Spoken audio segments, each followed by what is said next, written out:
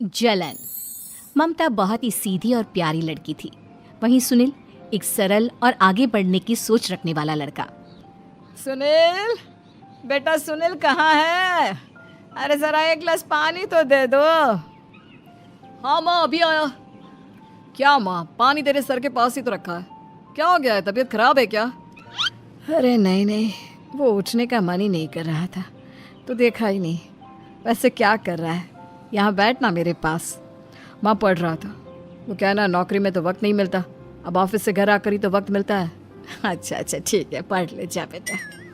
सुनील पढ़ लिख कर और आगे बढ़ना चाहता था, लेकिन माँ की तबीयत खराब देखकर सोचता है कि शादी ही कर ले।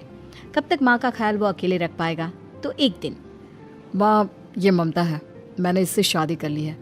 तुम्हारी तबीयत भी ठीक नहीं रहती, तो मैंने सोचा शादी कर लेता हूँ। घर संभालने वाली और तुम्हें संभालने वाली कोई आ जाएगी तो अच्छा रहेगा। माँ अचानक से सामने बहू देखकर हैरान रह जाती है।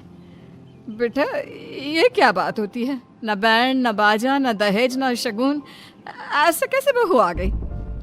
माँ तू तो जानती है, मैं नौकरी के साथ पढ़ाई कर रहा हूँ, तो कहाँ से इतना पैसा बचा पाता कि धूमधाम से शादी करता। वैसे भी माँ, लोग तो आकर खाकर निकल जाएंगे, इसलिए बस वैसे ही। माँ जी, मैं आपका ख्याल रखूंगी। वैसे भी ये आगे की पढ़ाई कर रहे हैं, अच्छा कुछ कर गए तो सबके दिन फिर से अच्छे आ जाएंगे। सास को ममता की बात ठीक तो लगती है, लेकिन मन में कहीं ना कहीं लगता है कि कहीं बहू बेटे को लेकर फुर्र ना हो जाए और फिर तो वो रह जाएगी अकेली। बेटा देख, मेरा जो कुछ भी है वो सुनील ही है, और सुनील का भी अब इस दुनिया में मैं ही हूँ और कोई नहीं। क्या सुनील? बिल्कुल माँ, लेकिन आज से ममता भी मेरे जीवन का अहम हिस्सा है, जैसे तू है। सास को बड़ा बुरा लगता है कि उसकी सल्तनत में कोई और हिस्सेदार कैसे हो सकता है। कैसे कोई और उसके 30 साल के बेटे की जिंदगी में अचानक से आकर बराबर का हिस्सेदार बन सकता है। देख बहू, मैं भले थोड़ा बीमार रहती हूँ, लेकिन इसका मतलब यह नहीं कि घर की चीजों में मेरा कंट्रोल खत्म हो गया है। मैं आज भी इस घर की रानी हूँ, समझी? बेटा सोचता है कि ये माँ को अचानक से क्या हो गया। कल तक जो माँ कहती थी कि जिंदगी का कोई भरोसा नहीं, वो अचानक से जंग के मैदान की झांसी की रानी कैसे बन गई? माँ क्या हो गया है? सब ठीक है ना? अचानक कैसी बात कर रही हो? ममता का आज पहला दिन है, स्वागत करो उसका। आसपास की आंटियों को बुलाओ, नई दुल्हन की मुंह दिखाए करवाओ। खैर, सास होने का फर्ज निभाती है और बाद में एक सहेली के साथ बाहर निकल जाती है। क्यों री बताया नहीं कि बेटे का ब्याह कर रही हो?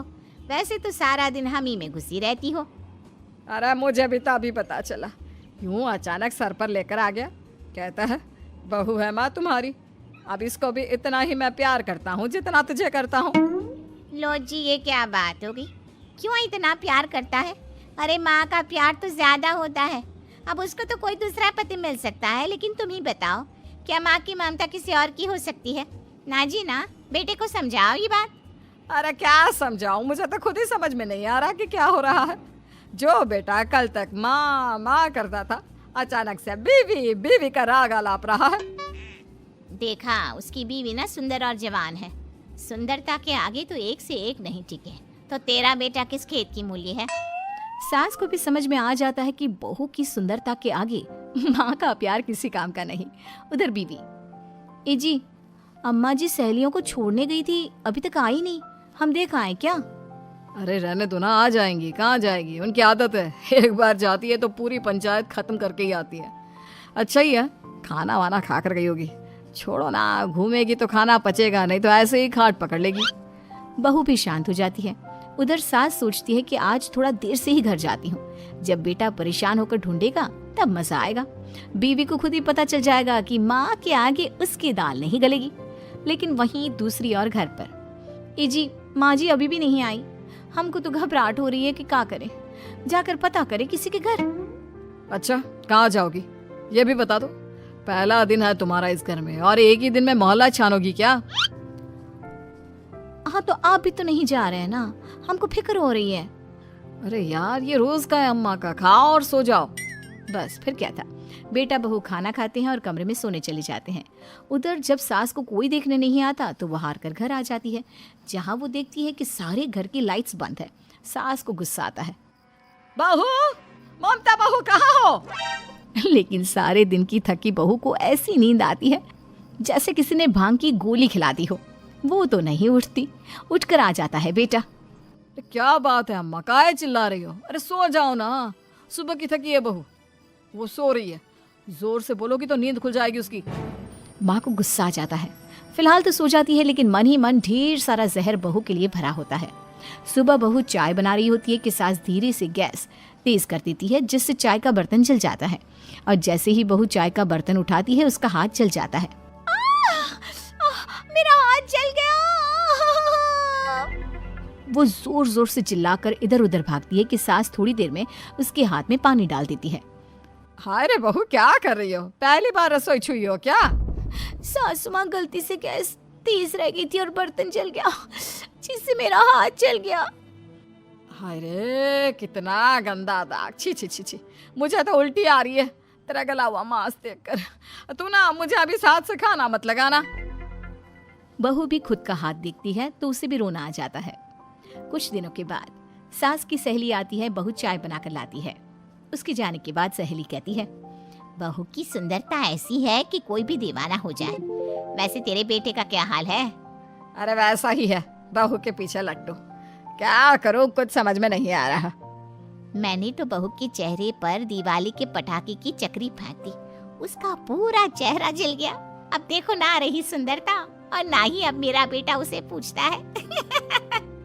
अरे अब तो वो उसे छोड़कर दूसरी भी देखने को बोल गया है मुझे। बहू सारी बात सुन रही होती है। आंटी एक बात बताइए, क्या भरोसा है कि दूसरी सही आए और आपके अनुसार रहे?